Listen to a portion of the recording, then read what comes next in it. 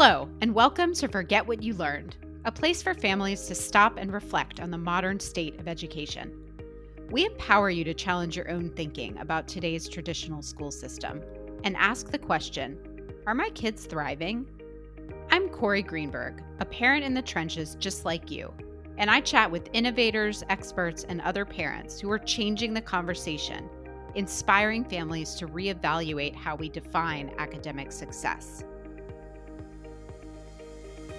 This podcast is brought to you by Pacific Preparatory and Tutor Corps, sister organizations molding education through innovative one-on-one learning for students in today's digital world. On today's episode, I talk with Jenn Binis, a checker of facts in the noisy space of what's wrong with our current education system. We dissect the premise that we actually talked about last season on this show. The idea that schools were built on a factory model that is no longer serving not only our kids, but society as a whole. Jenn wants us to look deeper at the actual origins of why we started to educate all American kids. Spoiler, it wasn't so they could graduate to an assembly line. It was about educating future voters and cultivating true citizens for the greater good. Not really what we think of now in our currently hyper-individualistic culture. It's juicy. Let's dive in.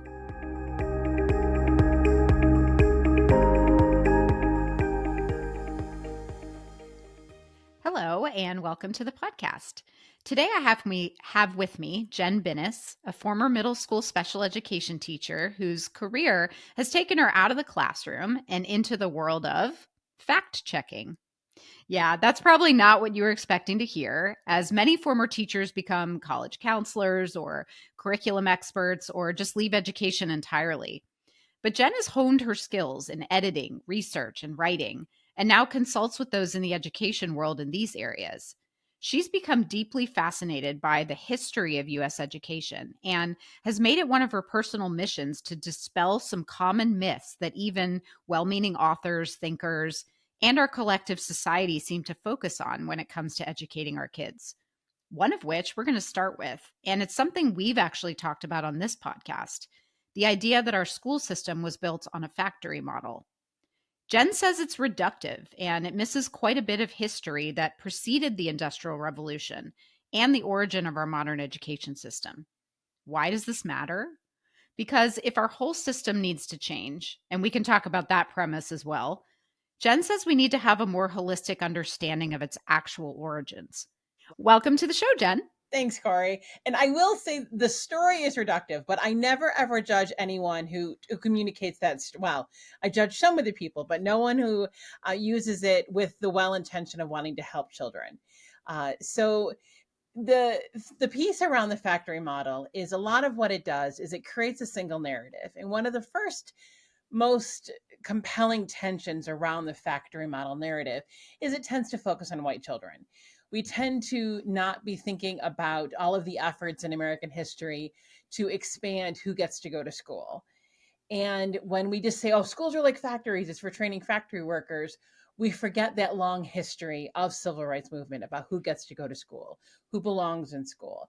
It also ignores the fact that sometimes they were there were schools inside factories. And during, the waves of immigration in the early 1900s, we as Americans thought it was so important that everyone who came to America learned to read, learned to write, that we went to where the children were. And in addition, in the 1960s and 70s, you could very easily drop out of high school and get a job in a factory. So what's the point? And I think it's worth talking about where the idea comes from. It's just one of those, we just kind of hold on to it because it feels simple, but nothing is ever that simple.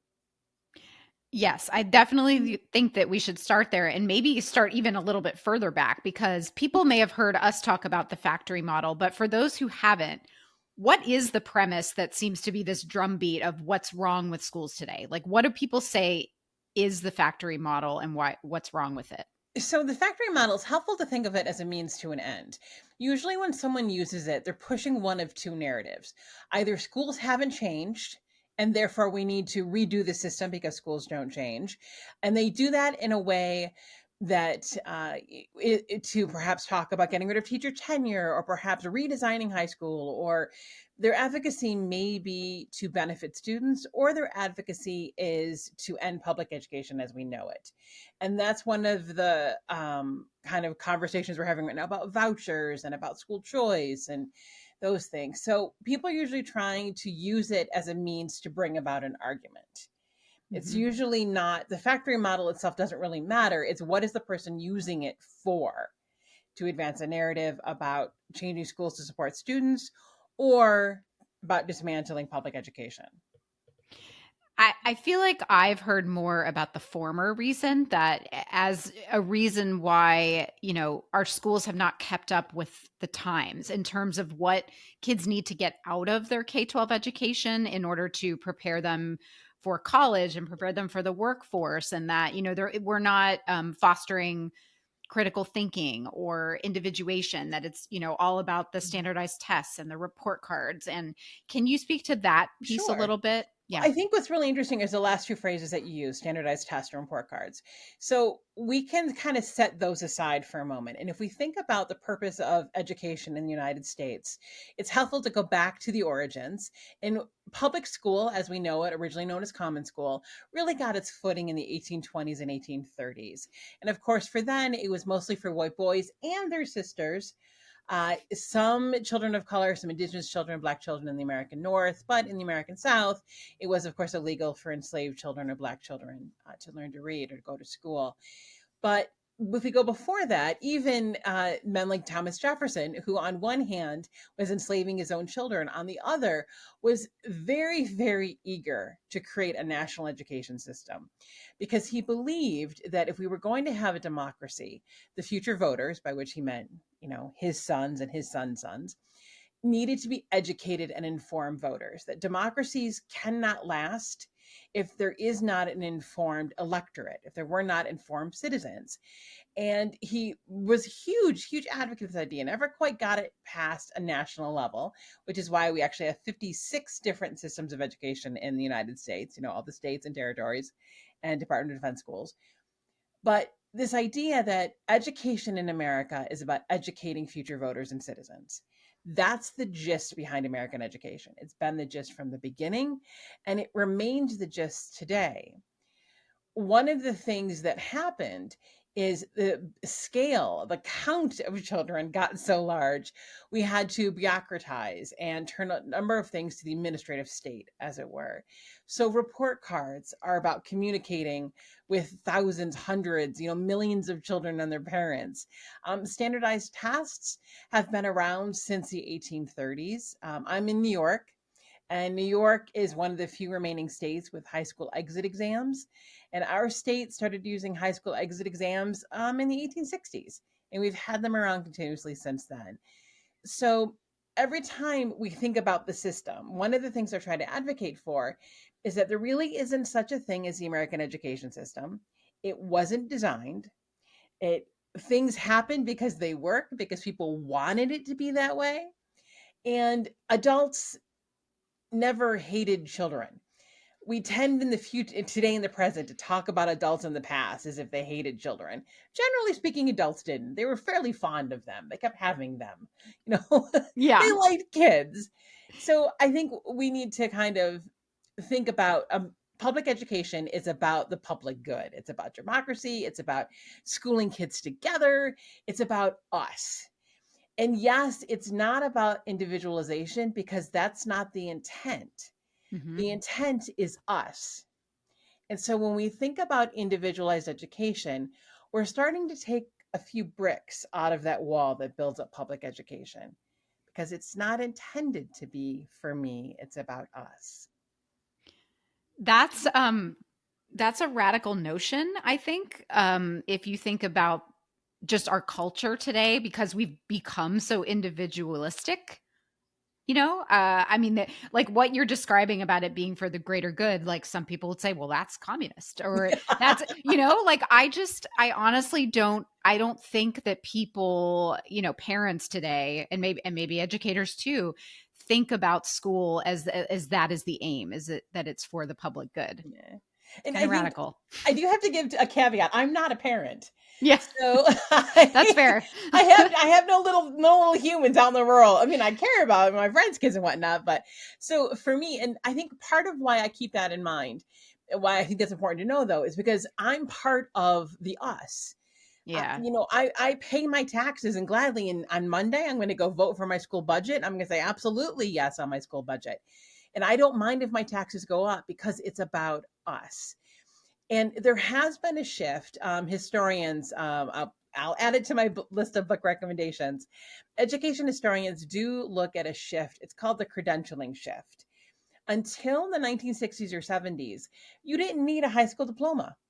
Hmm. If you wanted to get a job in a factory, you dropped out of high school, you got a job in the factory. You could go on and lead, a successful American dream, quote unquote, life without a high school diploma. They were great, but we didn't have the stigma of not finishing high school. The concept of the dropout didn't emerge until the 60s and 70s when everyone was expected to go to high school. And at that point, when everyone was getting a high school degree, the college diploma became more of the credentialing, upper class and middle class entry. And now we've shifted to a place where we're starting to think of K-12 as career prep. Yeah. When we lose that sight of, well, it's about, yeah, sure, it's about career and college, but mostly it's about citizenship. It's about educating children in, the liberal arts so that they have an opportunity to be an active and informed citizen. Yes, and I've heard you talk on another podcast about our liberal arts education, and I thought that was a really nice way to frame it, and that it's actually unique to America, right? Like other European nations don't have that as they're much more specialized. Can you Yeah, talk about that? How we're sort sure. of different? And this actually connects to the factory model, the idea of the factory model. So one of the legends and myths that we tell about American education is that a whole bunch of guys went over to Prussia and they saw what Prussia was doing and said, we should do this too. Prussia had a bureaucracy. They were really good at record keeping and they had, teacher training. And so they came back from Prussia, now Germany, and said, let's do this thing. That's kind of the legend. Some school men from school leaders from New York State went to Prussia and said, "Yeah, okay, we've been doing this since the 1700s. There isn't anything really special here." Some other leaders went over and said, "This is so cool. We should do this. Let's bring back this part of it." And one of the things that happened over time is that America stayed with 12 or 13 years of pure liberal arts education. English, science, social studies, math. Social studies came up in the 60s, but history, movement, physical education, art, music. Germany, on the other hand, split. After about 8 years, students can choose or are placed into a different high school track. So not all German students get 13 years of liberal arts education. They all get eight, at least eight. And then some go on to continue liberal arts education. Some go into an academic high school. Some go into a vocational high school. Students are tracked into high school. We don't do that here in the United States. There are, of course, examples. Again, here in New York, we have vocational education for 11th and 12th graders. They can go to, career, car repair or, EMT or a bunch of different options. But generally speaking, all of our children get 13 years of a liberal arts education. And part of that is because our schools are not about telling children what they should do when they grow up. Neither are Germany. Kids have a say, they get to choose. But we remain fairly dedicated to the idea that school is a place where kids go to learn cool stuff. They get the skills that they need to be to be an active participant, an active citizen. And then when they graduate, it's up to them to choose what it is they want to do. So then do you see us moving in the direction of Germany and France and, these more tracked or specialized? It's hard to say. And again, Okay. because our system is so fractured, we do not have it may sometimes feel like the federal government is very involved, but the primary goal of the United States Department of Education is student civil rights. That's the primary charge, is funding and student civil rights. They can't have any say over curriculum, and that comes down to the 10th Amendment. So the 10th Amendment of the Constitution says anything that's not, laid out in the Constitution is up to the states. And because of courts' interpretation over, the intervening years, the federal government hasn't really been able to do anything at a national level. There are going to be some of members of your community who say, but what about Common Core?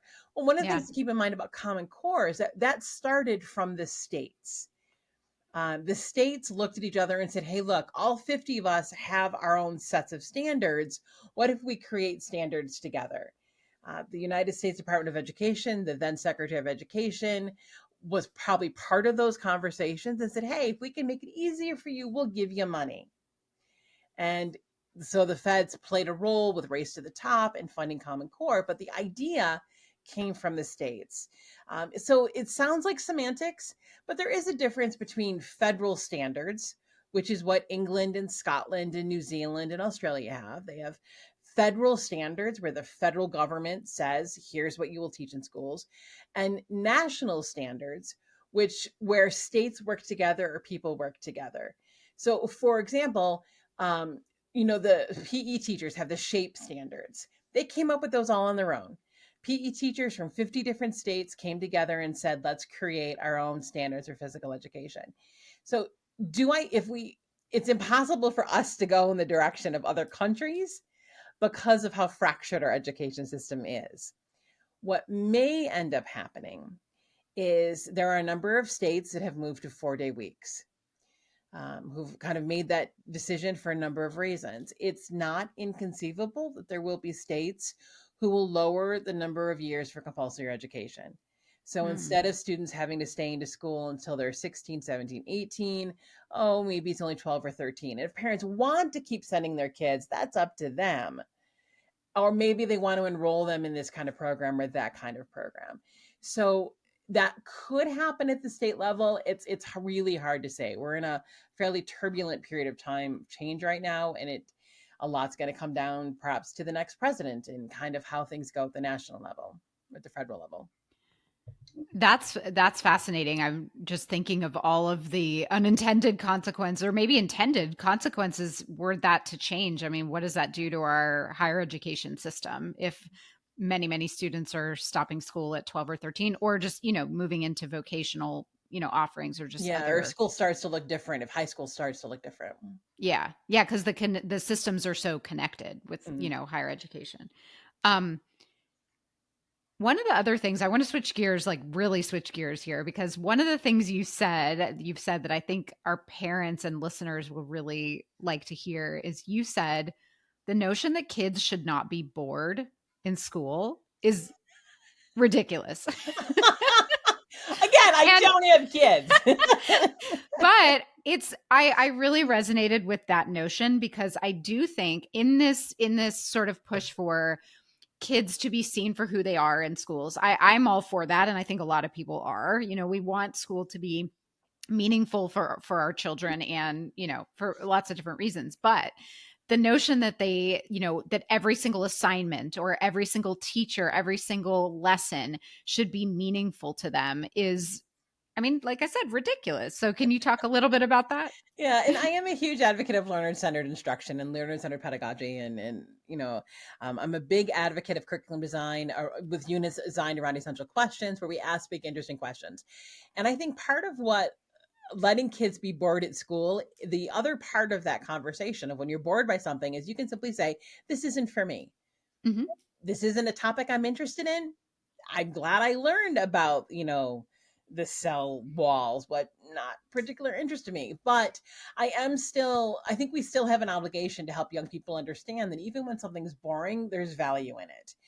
Even if something isn't perfectly for you, you can take away value from that experience. And whether it's learning, okay, this isn't really for me, or I learned, my friends are so excited in this topic. And what I'm going to find value in is my friends' excitement over this book that I thought was terrible, or this math activity I just don't understand. So I fear if we try to eliminate boredom, we lose, well, again, take another brick out of that wall of public education, and that idea that it's not about me, it's about us.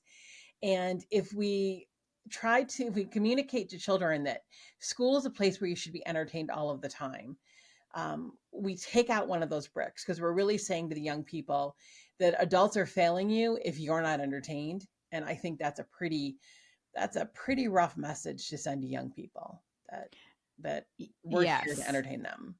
I completely agree with you. But within that framework of the learner centered, so okay, talk to our audience about what learner centered education is, because within, like we were talking about these systems being slow to move, and there's just a lot at play. There are things that people are doing out there to sort of improve the experience on an individual level of kids, Sure. but also kind of keeping in mind the greater good aspect of it. Yeah. So when I left the classroom, I spent 20 years as a professional development provider. And so I did curriculum and assessment design across the East Coast. Now, one thing to know about East Coast states, especially the Northeast, is we have a high degree of local control. So the state says, here are our standards, how you get there is up to you. And that meant that teachers could design their own units. So I spent a lot of time working in schools that were designing their own curriculum units. And the model that we use is learner-centered strategies and a learner-centered approach. And we design units around the essential question. So a history unit would be, looking at westward expansion. And that whole idea would be organized around the essential question. Just because you can, does that mean you should? And that's kind of the essential organizing question. And so the powerful thing about an essential question is that any human being can find their way into that question. So Hmm. even if the young person isn't interested in westward expansion, and treaties and the content behind it, there's still an invocation and a provocation with the big essential question. I think there's a lot of value in teaching young people about how to learn, how to study, how to think about how the brain works, thinking about, recall and short-term attention and, long-term attention, things of that nature. And so learner-centered pedagogy can be about learning sciences, about teaching young people about how our brains, what background knowledge is and schemas and things of that nature. So it's a constant balancing act between thinking about the us and the you that's sitting there. But I think we can do that if we keep our eye kind of in on two things at the same time. That, every child is a unique, amazing, cool little individual, and public education is about all of us, or education is about all of us.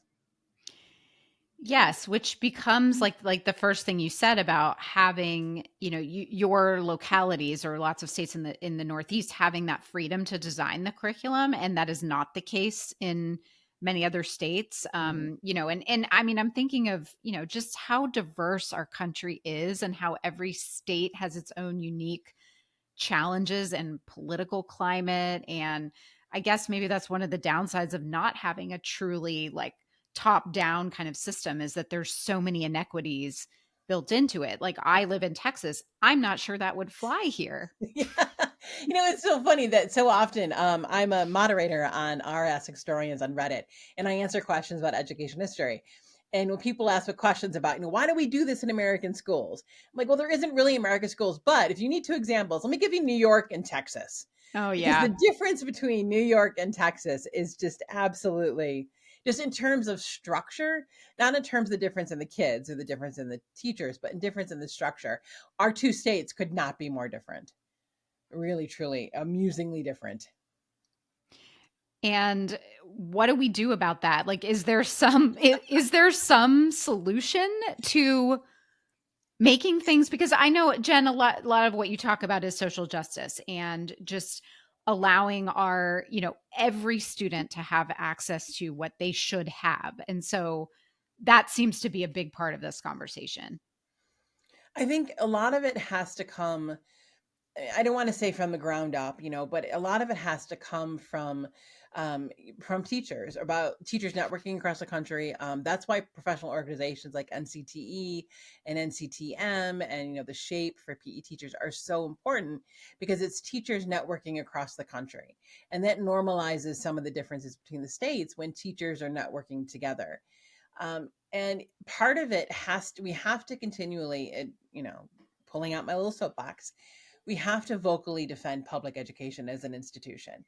And there are conversations to be had at the policy level about the dynamics between public education and private education, and how there are parents who are parents and their students who are not happy at their public school. And they want to no longer be tied to their public school. And there are, of course, conversations and solutions we need to come up for those particular tensions. But the solution cannot be to dismantle public education. We cannot say the solution to the issues of public education is to to write parents a check using tax dollars and say, okay, go spend this money how you want, because that again dismantles bricks out of the wall of public education. And it's saying that the I is more important than the we. And we lose so much. We're going to lose. We are losing so much when we dismantle that structure that is public education. So I think part of the work is defending public education, even if you are a private school parent, and Yeah. even if you believe in private school education. That's fantastic. There's absolutely a space for private education, but we cannot lose public education as an institution. I totally agree with that. And I also worry, as I know you do, about the kids who are just not being served in that system. It feels like it's, reaching a crisis level in many ways. Like the special education system is so tied to, again, the economic, climate of what's happening in our country. But in the meantime, there's so many kids that are just really not being served by Yeah. this public system. And we talk about how everything is kind of linked together. You mentioned it before Hmm. with higher education and K-12. One of the things we know about special education is that special education is the whitest and most women dominated domain of education, even more so than elementary education. And what we know from that is that the average American special education teacher is a 44-year-old white woman who has kids. She is a parent. And every time our society makes it harder for women to be moms, we make it harder for them to be special education teachers. And so part Mhm. of the issue in the special education system is that there's an incredible amount of paperwork to which students are legally entitled, but there's also an incredible amount of take home work for special education teachers. We're still kind of, special education is exactly as old as I am. I was born in 1975. So we've only had my lifetime to really negotiate what it means to educate all of the children of America in the same space. And we've made a lot of mistakes, and we're still trying to figure out what that looks like. There are some places that have totally nailed the co-teaching model, where classrooms have a general education teacher, a special education teacher, a paraprofessional, perhaps a one-on-one aide, and they've got the flow down. All the students are being served. And then we have places where it's, a general education teachers, special ed teacher pops in when she gets the opportunity, one aide to support 50 children, because one of the special education teachers they hired, has to take sick leave because she has a sick child and there's no one there available to fill that role. So with special education, more than any other part of public education, the dynamics of society at large really influence what happens. So if we want to support special education, we have to talk about teacher salary. We need to talk about, paid maternity leave, family sick leave. We need to talk about the paperwork load on special education teachers. And so, yes, there are absolutely students who are being unserved, and those problems cannot be solved by dismantling public education. I put Ah, I away my love that. soapbox now. Yes, No, I I put away my I'm with you. soapbox. I am with you. I personally have family members in special education. And so I think that you are preaching to the choir I hear quite a bit about. And I think you're absolutely right. And it's actually something I haven't heard someone say before, that I didn't realize that, it's the whitest of the teachers. And it kind of makes sense. I mean, it kind of it requires an advanced degree. I mean, there's a lot of things that would go into like contributing to that. But Yeah. We started to okay. move away from the idea, that teaching is a calling. We're still lean into that. It's still something that we lean in, but with special education, oh, you must be so special to be a special ed teacher. And yeah, Yeah. that one still has a lot of baggage attached to it. Yes, and we could have so many more conversations about what this climate is like for teachers these days. There will be a couple of episodes in this season specifically about that because I think they don't get their voices heard enough in this conversation, and they're the ones on the ground doing the work, and we Yeah. need them. We really need them. So okay, well, I would like to switch gears once more because I know that you have 3 books that you need all of our listeners to read, and I have my pen ready because I just really admire you. I think you are so smart and so well informed in this space. So let's hear it. What Oh, do we need back to at you, read? Corey. So the first one I'm going to recommend just came out from Teachers College Press. It's called 23 Myths About the History of American Schools, What the Truth Can Tell Us, and Why It Matters. And each chapter is written by an education historian, and they talk about things like the factory model myth. They talk about the summer vacation myth, which I won't reveal that. I'll leave that as a teaser. Buy the book. Find out why what you think you know about summer vacation is wrong. It right now it does a lot of great stuff. This week actually is the 75th anniversary, 70th anniversary of Brown v. Board. And there are a few chapters that talked about what happened after Brown v. Board, the myths related with that. So that's my first recommendation because the chapters are short, they're well written. It's from an academic press, so it's a little pricey, but I highly recommend it. The second book I'd recommend is called The Teacher Wars by Dana Goldstein. It's a classic. I think it's about 10 years old now, but it's absolutely fantastic. It tells the evolution of the teaching profession and it gets into some of the dynamics about what happens when you have a female dominated profession, but a male dominated administration. 7 out of 10 teachers are women, 7 out of 10 school leaders are men, and kind of the dynamic that's tied up in that. And the third book I'd recommend, I could keep going, but the third one I'd recommend is a newer book by Kara Fitzpatrick. She's a reporter and she wrote a book called The Death of Public School: How Conservatives Won the War Over Education in America. It's a bit of a doomerism kind of title, but she does talk about the history of the school choice movement and how those foundations of public education have been very slowly and steadily dismantled over the last couple of generations. So it's 23 myths about the history of American schools, the teacher wars, and the death of public school. I highly recommend all 3. And I have many other books I'd gladly recommend.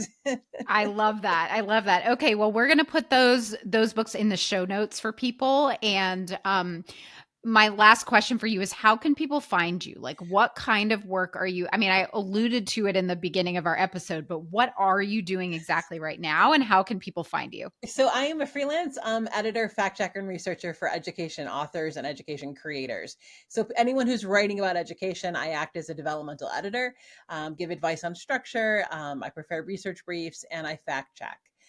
So when people like YouTubers make YouTube videos that talk about education, they're always welcome to hire me to fact check them. My editing group I call us school marm advisors because I just love school marms. I think that's such a great word for an old teacher.